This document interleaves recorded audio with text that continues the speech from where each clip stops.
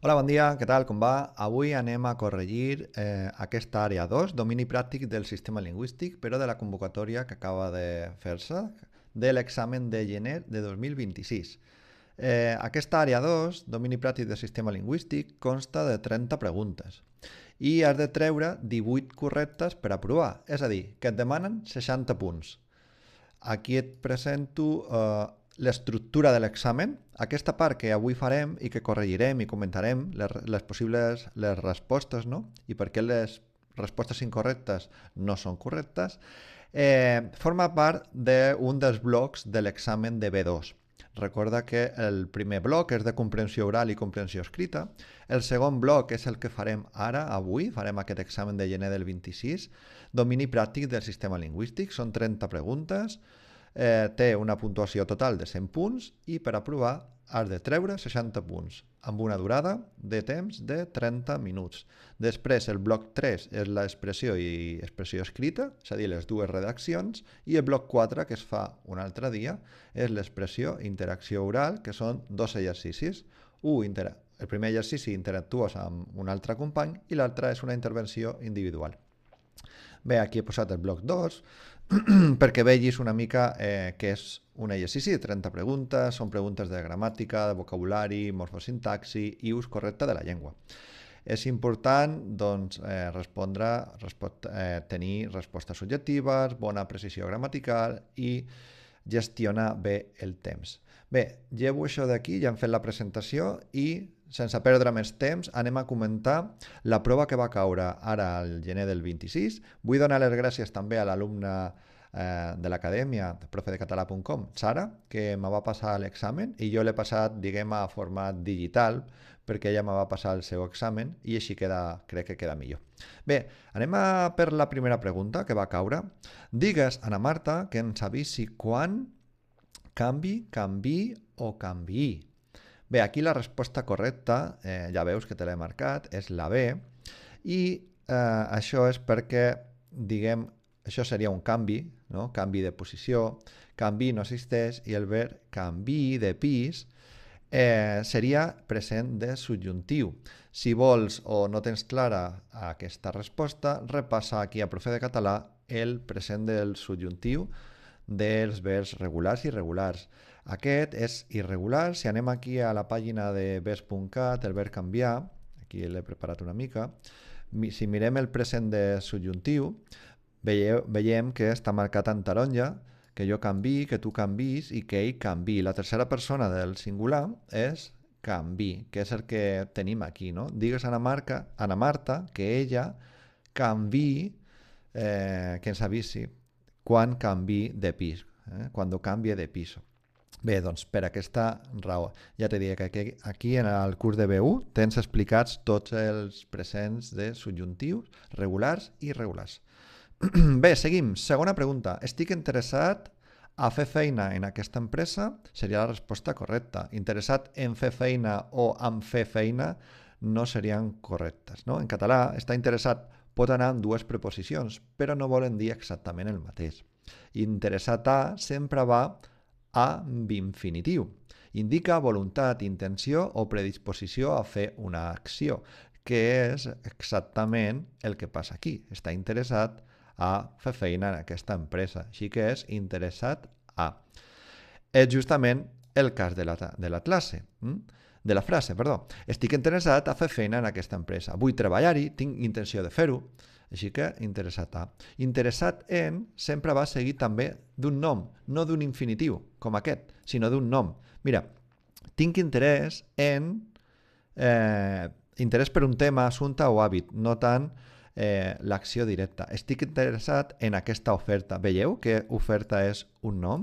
No tenim un infinitiu com aquí, sinó que tenim un nom.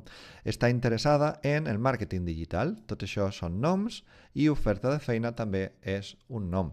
Així que ja veus la diferència. Quan tenim un infinitiu hem de posar interessat a i si tenim un substantiu, interessat en. Bé, seguim amb la tercera. A lector no mai els missatges de correu electrònic que... Val.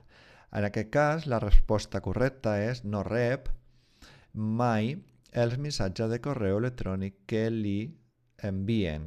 aquí m'ha faltat un trosset, que li envien o que li... Val.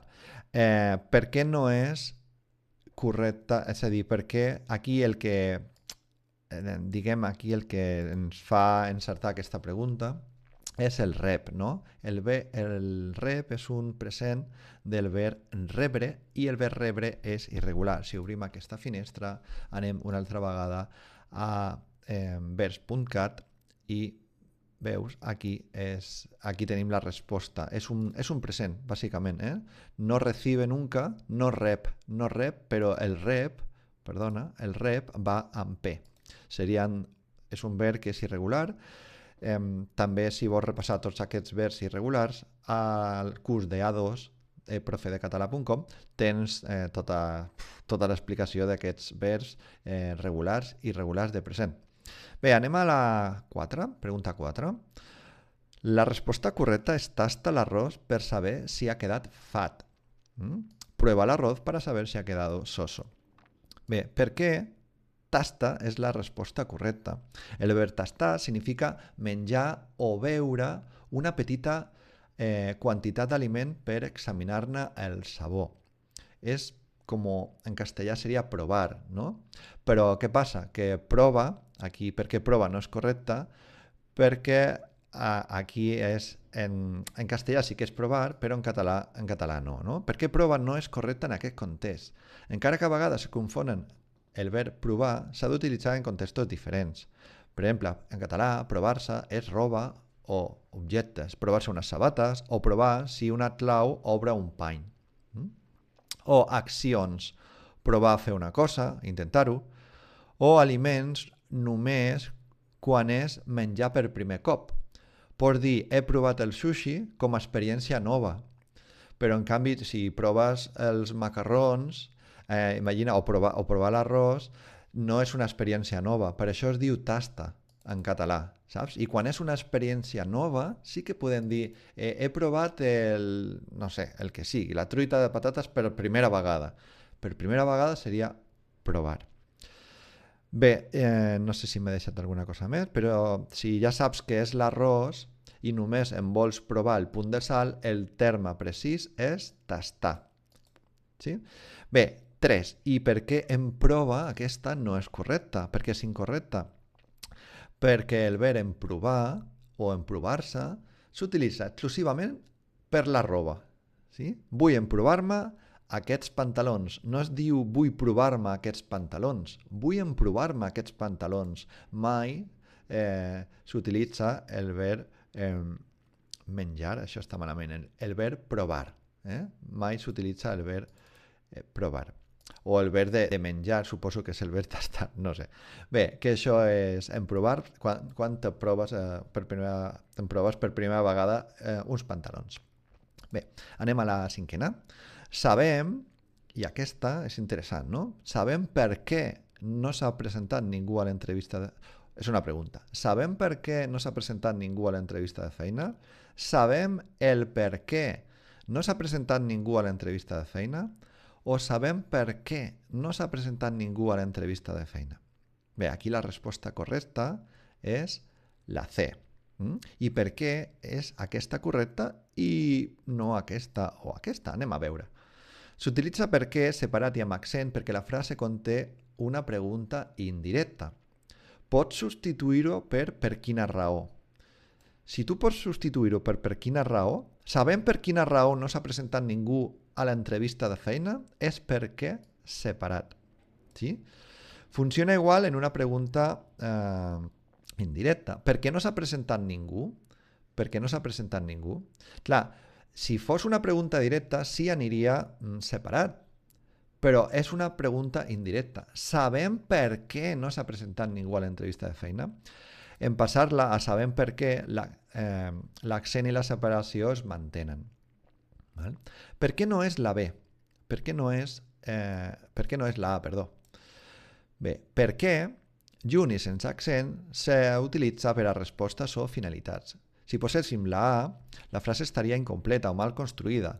No estem donant una explicació. No estem donant una explicació, sinó que és una pregunta indirecta i per això. Per això per això es posa la C. I la 3, per què la B, el per què en aquest cas concret està malament, hi ha un punt clau que pot portar a confusió. El per què i el per què a la frase no funciona com a substantiu, sinó que és com a pregunta, no? El per què de les coses, sabem el per què no s'ha presentat ningú, funciona com a substantiu, i no és el cas, no funciona com a substantiu, funciona com una pregunta indirecta, i aquí està la clau de tot. Si és pregunta indirecta, directa seria per què no s'ha presentat ningú? Sabem per quina raó no s'ha presentat ningú? Això és pregunta indirecta i per això ha d'anar el per què separat. Sí? Per això ha d'anar el per què separat. I no fa funció de substantiu, així que tampoc pot ser la B. Bé, espero que hagi quedat aclarit. Anem a la 6. La persona et refereixes vindrà a les 12. La persona a la qual et refereixes vindrà a les 12. Aquí la resposta correcta, com he dit, és la B. I aquí el verb mana. Sempre és referir-se a. En català, el verb referir-se sempre demana la preposició a. Referir-se a. Bé, que aquí tenim la preposició a, la preposició a i la preposició a. Per tant, el pronom relatiu ha d'anar precedit relativament o obligatòriament per aquesta a. Per què la B? Així que, per què la B és la resposta correcta. Quan el pronom relatiu porta una preposició davant, en aquest cas la A, l'ús del qual, la qual, els quals i les quals sempre és correcte. Així que aquí la clau és que, com que tenim una A, hem de posar la qual, el qual, els quals o les quals. Sempre, com diu aquí, sempre és correcta. I de fet és la forma més recomanada per a registres formals o escrits. A més, la qual concorda perfectament amb el gènere femení de persona i nombre singular d'aquesta persona, amb l'antecedent que és la persona, exacte, amb la persona. I aquestes serien les raons, és a dir, tenim la preposició a i després de la preposició a sempre aquest ús correcte, sempre és correcte l'ús del qual, el qual, la qual, els quals i les quals. I per què les altres opcions són incorrectes? A l'aquí és incorrecta perquè, aquesta, no? A l'aquí, la A. A l'aquí és incorrecta perquè el pronom qui no pot anar precedit de l'article la. Es podria dir la persona a qui es refereixes sense la. Aquí l'errada és a l'aquí. Com en castellà, no? A la que, i aquesta estructura és castellana. No és correcta. No és correcta. Si llevem l'article la, sí que seria correcta, però no és el cas. I la C, a què, és un castellanisme. És molt comú. La persona a què te refereix, a la persona a la que te refieres, no? A què te refieres. És una expressió també catalana. En català, el pronom que no pot anar precedit de la preposició a. Recorda, a què, això està en català, és una errada greu. En aquests casos hem de fer servir la preposició aquí. Aquí. És a dir, aquesta està malament perquè a què no pot anar, el que no pot anar precedit de la preposició a, i a la A està malament perquè aquesta estructura a l'aquí tampoc és correcta. Tu no pots posar la. Pots dir aquí, però no a l'aquí. D'acord? I recorda que sempre que tinguis la preposició a, torno a insistir, el qual, la qual, les quals serà correcta. Així que quan vegis preposició a i aquesta estructura, no dubtis i posa-la. Bé, anem ja a la pregunta 7. En aquest tram de carretera hi ha massa, aquesta és bona, aquesta és de lèxic, curves, revolts, corbes, revolts o curves. Quina és la bona? Bé, com veus, la resposta correcta és revolts, però anem a veure per què. Bé, per què és correcta revolts? Perquè la paraula normativa per referir-se a un canvi de direcció en una via o carretera, canvi de direcció és revolt. A més, A i C són incorrectes perquè són castellanismes. La corba és un castellanisme i curve no existeix en català, bàsicament. Així que revolts seria curvas. Hi ha molts en aquest tram de carretera, hay demasiados hay demasiades curves, no? Però en català la paraula per identificar això és revolts. Bé, no hi ha més coses que explicar aquí. Apunteu aquest vocabulari perquè quan surti una altra vegada no te n'oblidis. Bé, 8. No us heu de descuidar de fer les sol·licituds. No us n'oblideu. Aquesta és la correcta. La B seria no us en oblideu i la C no us oblideu. Clar, en castellà sona molt bé, ¿no? No te descuides, no te despistes en hacer las solicitudes. No os despistéis, perdón. No os olvidéis. En castellà sona molt bé. Però què passa? Que en català tenim els pronoms febles i aquest és el cas de la resposta A, de fer les sol·licituds. Clar, si tu dius no us oblideu de què? En català és jo no m'estic enterant de què no m'he d'oblidar. Jo he de fer referència, a més, perquè tenim un punt i seguit, he de fer referència a la idea anterior. I la idea anterior és de fer les sol·licituds. Per això posam el pronom en. Tot això està explicat al curs de B1, de profedecatalà.com, B1 i B2. Hi ha molts exercicis, tota la teoria que necessites per practicar els pronoms febles, i al B2 la doble combinació de pronoms febles, que en aquest examen de gener del 2026 no ha caigut cap pregunta de doble combinació de pronoms febles, però normalment hi cauen. Bé, anem a veure per què aquesta resposta és correcta. Primer perquè posem l'ús i aquí és el pronom. El pronom seria en, no? No us en oblideu. Què passa? Que quan tenim un pronom feble i després tenim un verb que comença amb vocal, aquest pronom feble s'ha d'apostrofar, que és el cas. No us n'oblideu. Aquesta opció seria correcta si el verb comença en consonant, però no és el cas. Així que la resposta correcta és aquesta. Anem a veure la teoria que he preparat aquí. El pronom, per què A és correcta? El pronom que substitueix un complement que comença per D és en, com que va davant, això m'he equivocat, perquè va davant de la vocal, oblideu, s'apostrofa. S'apostrofa perquè va davant de la vocal, per això el que heu comentat abans, no? El que he comentat abans. Us en. És incorrecte perquè en català, quan el pronom en va després d'un altre pronom i la següent paraula comença amb vocal, s'ha d'apostrofar obligatòriament, que és el cas. I l'ús és incorrecte perquè el verb és oblidar-se de i necessitem el pronom, com he explicat abans. No vaig a tornar a llegir això perquè crec que ja està ben explicat. Anem a la pregunta 9. Quan sàpigues a quina hora arribaràs, envia'ns un missatge. Quan sàpigues a quina hora arribaràs, envia'ns un missatge, o en quant sàpigues a quina hora arribaràs, envia'ns un missatge. Bé, aquí tenim el quan, no? Que al final el quan significa cuando en castellà, el quan significa cuánto i la C en cuanto. En cuanto. Val. Aquesta ja t'he dit que és un castellanisme. Aquesta també seria incorrecta perquè si acaba en vocal tu no pots posar, si el verb acaba en vocal tu no pots posar guionet NS, sinó que has d'apostrofar, així que ja només per aquesta regla ja seria la A, i aquí passa el mateix. Aquí, si el verb acaba en vocal, tu has d'apostrofar. I l'apostrofació correcta és NS. I això, quant, significa cuánto. Cuánto sepas no és correcta, no? És quan sàpigues a quina hora arribaràs, envia'ns un missatge. Bé, aquí t'explico tot això, a veure la B, tot i sa quant, i la C és un castellanisme, no? S'ha de dir quan o apenes, no en quan. Això és una estructura castellana. I bé, anem a aquesta darrera, la 10. Avui hem ajudat les nostres veïnes a fer la mudança. Veïnes és correcte, veïnes, però aquí també tenim veïnes, i veïnades no. Veïnades no seria correctes.